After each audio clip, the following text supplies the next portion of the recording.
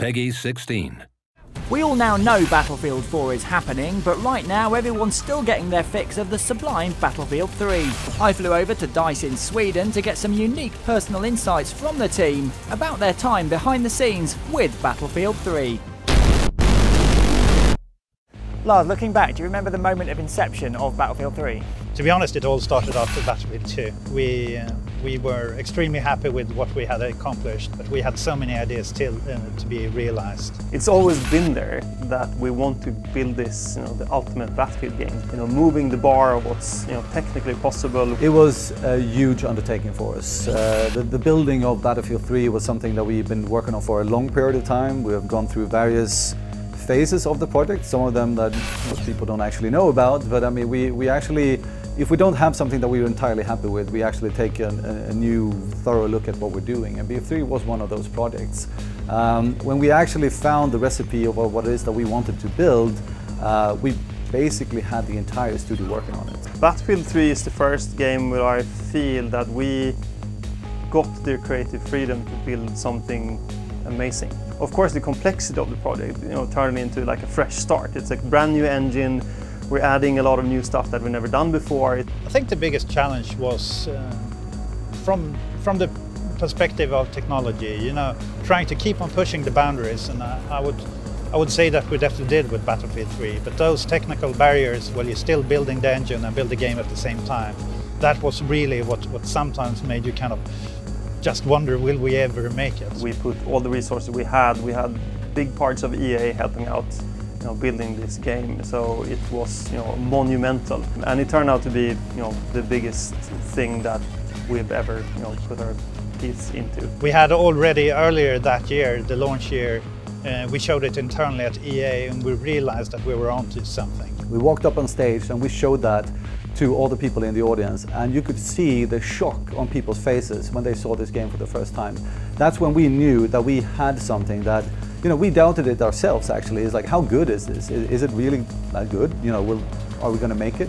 But when you saw the reaction of the audience there, then we knew, okay, we're onto something here. We have a game that's going to be a massive hit.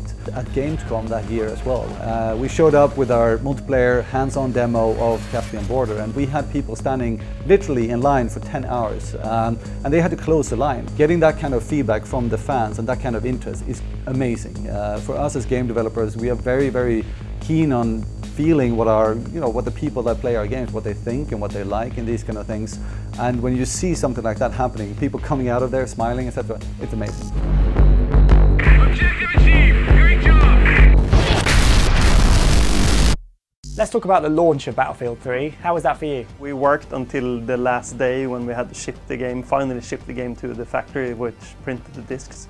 And it just came flushing over us like a tsunami. It was an amazing moment just to be able to see kind of everything we worked for so long coming together, and there it is on the shelf with other games. What was it like reading the reviews from the critics when the game came out? Horrible. Exciting and nerve-wracking. If they pick up on things that I know of, it feels better, that I wasn't 100% pleased with. But if they find new stuff, that worries me. Even if it's a very positive review, we immediately think that there's something wrong. They're missing something, or they're overly positive. People will get upset because they're overly positive, and then you have the other way around where people are overly negative, and you get really upset with like, oh my God, is it that bad? The game is, it's a horrible game. When you meet the fans, does their feedback ever change the way you shape the game? It definitely does.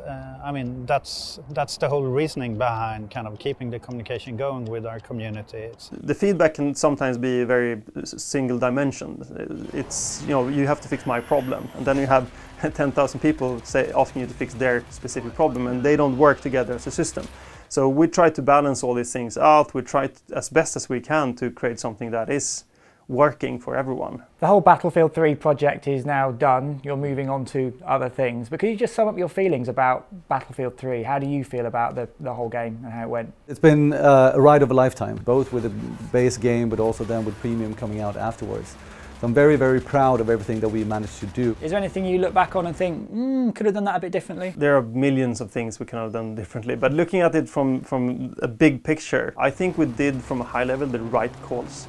we did the right things. We've been trying our best to keep everyone happy.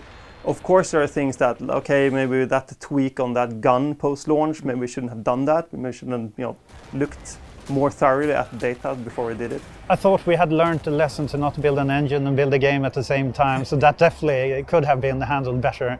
But I think nowadays that we have Frostbite as a core technology within the company, that should be settled for the future. We have probably one of the best balanced games out there when it comes to a game with this complexity. I have a million things that I want to change and I want to fix in Battlefield as a whole. And we are fixing those, but not all of it can be fixed in Battlefield 3. But for the future, definitely we're looking into the majority of these issues. And what does the future hold for DICE as a studio?